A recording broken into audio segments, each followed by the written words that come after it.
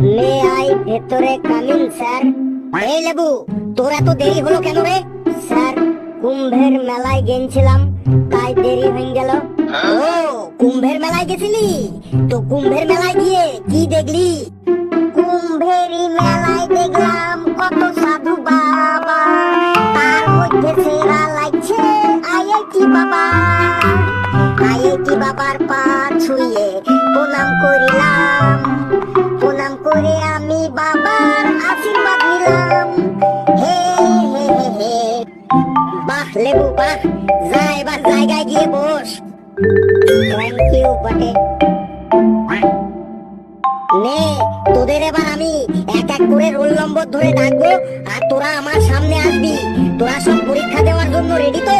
Yes sir. Yes sir. হ্যাঁ sir, আমরা পরীক্ষা দেওয়ার জন্য রেডি বটে। তো প্রথমে রোল নম্বর 12 চলে আয়। তোর রোল নম্বর 12? হ্যাঁ স্যার, ওইটাই বটে। তোর পরীক্ষা পরে নেব, তুই আগে বল, তুই তোর চুলগুলো হলুদ কালার করেছিস কেন? চুল তো আমি কোনো কালার করিনি বটে। কালার করিসনি তার মানে? তাহলে কি চুলগুলো এমনি এমনি হলুদ হয়ে গেল?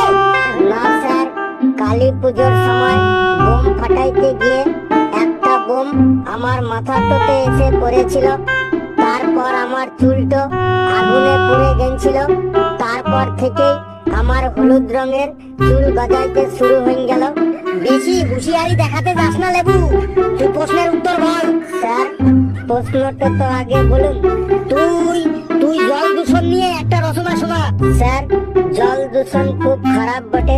বর্তমানে সব নদীতেই কম বেশি জল দূষণ হচ্ছে, যেমন অজয়, দামোদর, গঙ্গা নদী।